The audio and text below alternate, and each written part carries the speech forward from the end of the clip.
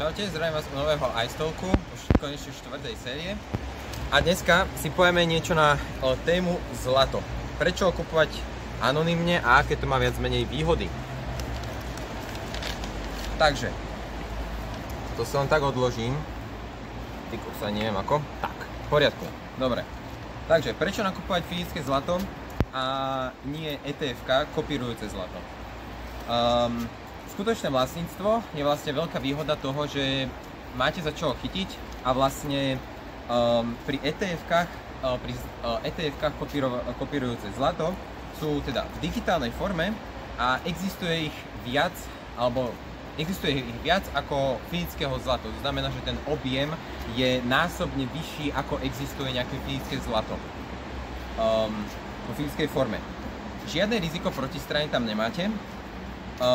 Lebo vlastne štát, pokiaľ nevie o tom, že držíte anonymne zlato, tak vám ho nevie zabaviť. A to isté ani banka, ani iné inštitúcie. Okrem toho,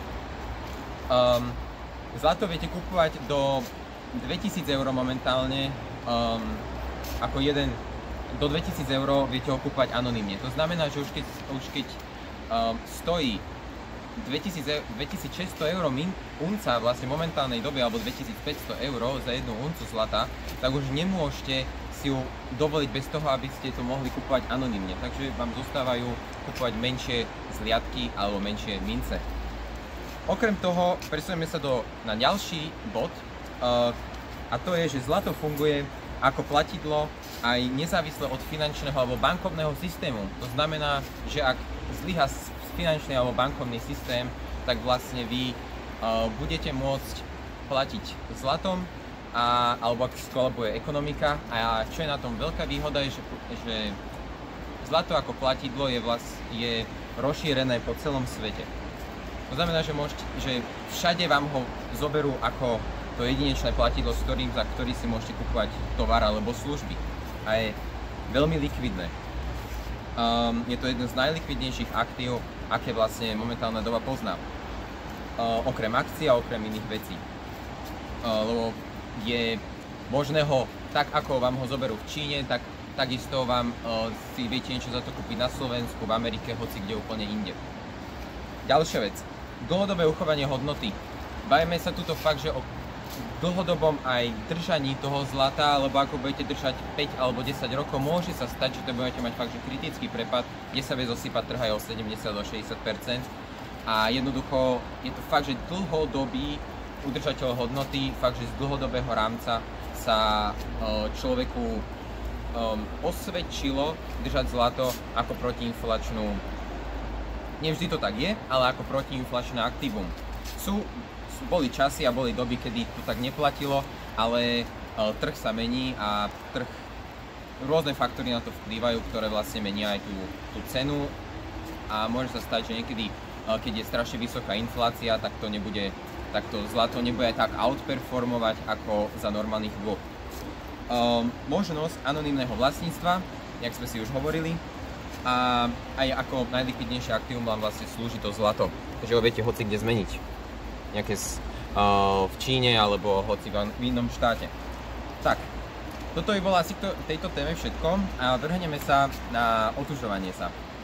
Patrí to trošku zdravotnému, alebo teda zdravému životnému štýlu a dneska, ako môžeme vidieť, tak nám trošku nasnežilo a už sa nám pod tým aj vytvoril ľad, takže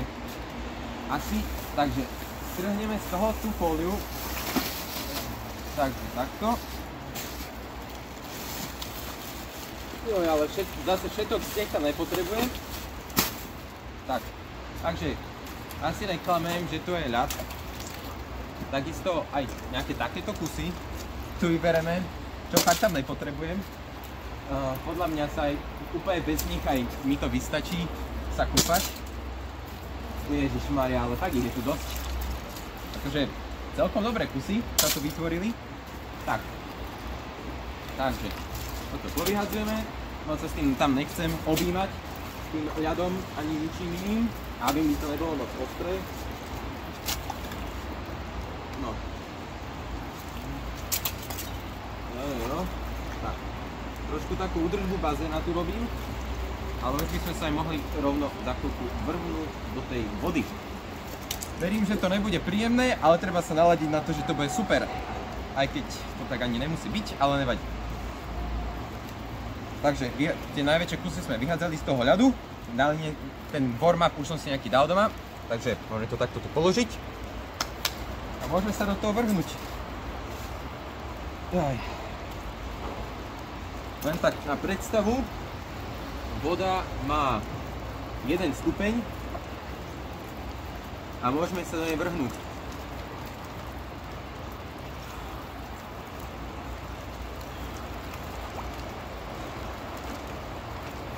Celý tam dneska nepôjdem, ale to je prvýkrát, čo sa takto kúpim v takéto studenej vode.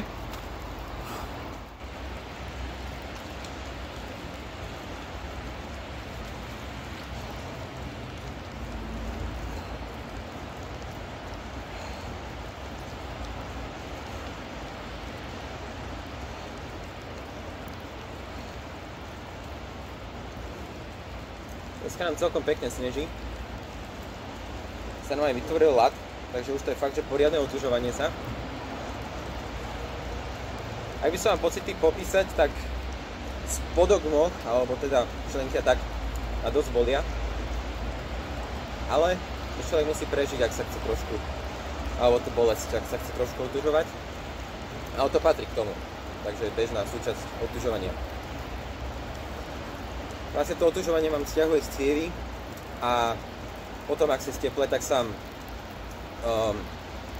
vám zase, by som povedal, rozšírujú, alebo by som to mohol nazvať.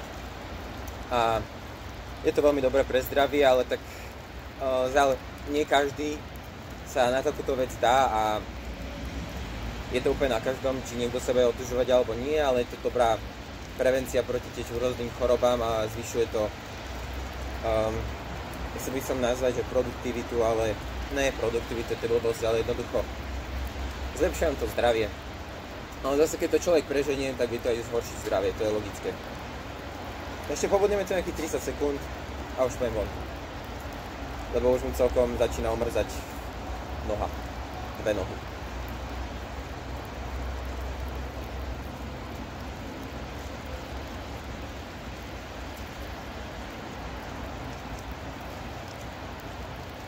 Ale krásne kusy ľadu, musím fakt povedať.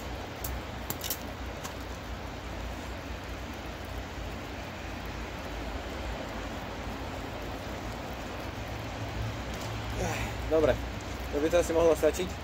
Ďakujem, že ste pozreli toto video. Ak sa ľúbi tento koncept, tak ho hodnote lajkom a dajte odber. Veľmi ma to poteší. A vidíme sa pri ďalšom aj stolku. A čaute.